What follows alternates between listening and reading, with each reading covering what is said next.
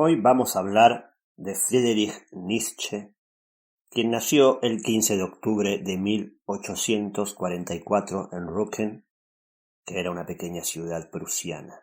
Su padre era un pastor luterano. Recibió el nombre de Friedrich ya que nació un día en que cumplía años el rey Federico Guillermo de Prusia.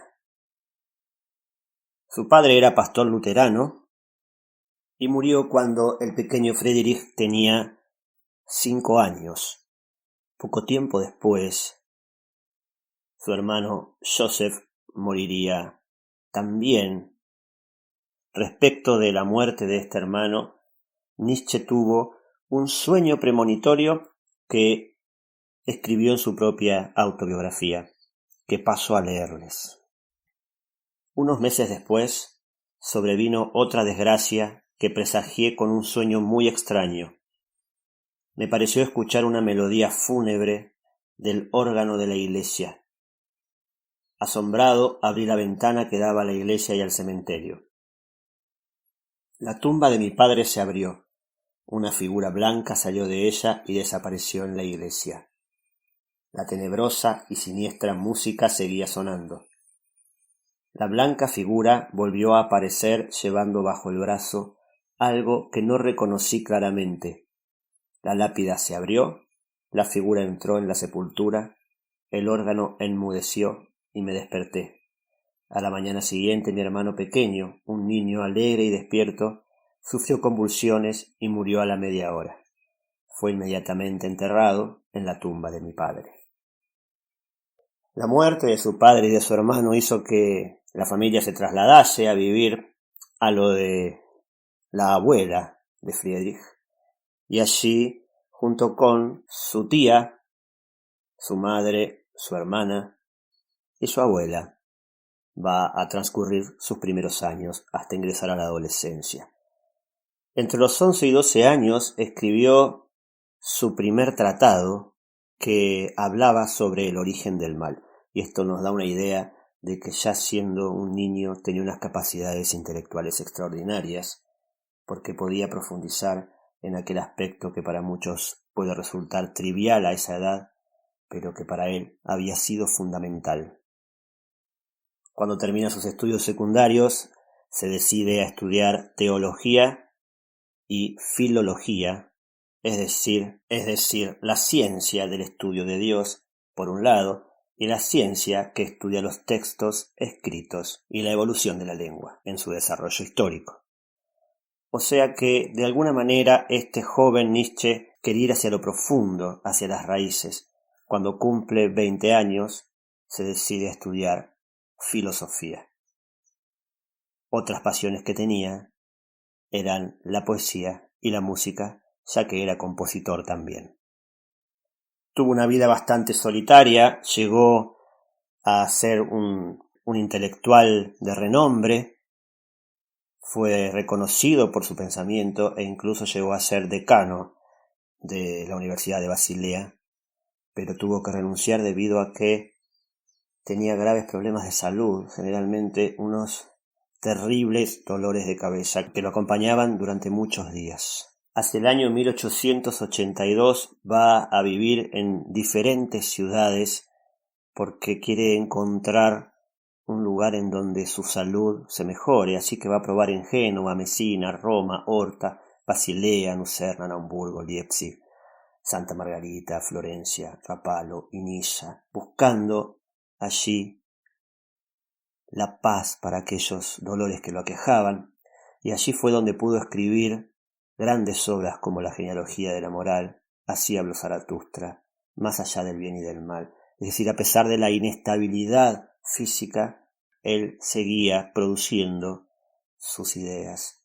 Hacia 1889 hubo un suceso en donde vio en la calle cómo un cochero castigaba al caballo y él se abrazó al animal para que no fuera castigado. Luego se desvaneció y a partir de ahí empezó a tener un comportamiento errante y fue rumbo a la locura. Luego de este suceso fue internado en Suiza, en un psiquiátrico. Años más tarde vivirá con su madre hasta la muerte de ella y luego con su hermana, que lo va a cuidar hasta sus últimos días. Va a morir en el año 1900, siendo muy joven, apenas a los 46 años, pero dejando un legado de pensamiento muy importante, con algunas ideas que valen la pena profundizar o al menos polemizar. Nietzsche fue una persona que estaba en contra de la moral, al menos de la moral establecida en aquel momento de Alemania, de aquella Alemania que estaba en pos de la unificación. Recordemos que Alemania es uno de los últimos países de Europa que logra unificarse. Y él está en contra de toda una moral, podríamos decir en términos de hoy, occidental y cristiana, a la que consideraba decadente. Y para llegar a la raíz de esta moral, se fue hacia Platón y el idealismo platónico. Recordemos que Platón habla de un mundo de las ideas y de un mundo de la materia. Y en aquel mundo de las ideas que está escindido de la materia, viven las tres ideas principales, las tres ideas fundantes de la moral, que son el bien, la belleza y la verdad. Y nosotros, los hombres imperfectos que habitamos el mundo de la materia, apenas podemos tratar de alcanzar estas ideas que son absolutas y están alejadas de nosotros. Pero Nietzsche va a decir que no va a buscar a la verdad, ni a la belleza, ni al bien en el mundo de la idea, sino que la va a traspolar, sino que las va a encontrar, si es que fuera posible, en el mundo de la materia. Así que va a romper con esta idea del idealismo platónico, incluso del idealismo alemán, fundado por Fichte y retomado por Kant, para abocarse a una suerte de materialismo que no hay que confundir de ninguna manera con el materialismo marxista. Quizás la frase más emblemática y quizás también la más conocida de Nietzsche ha sido la de Dios ha muerto. Y ha sido también muy problematizada y ha sido muy interpretada por diferentes autores sobre qué quiso decir Nietzsche con su Dios ha muerto.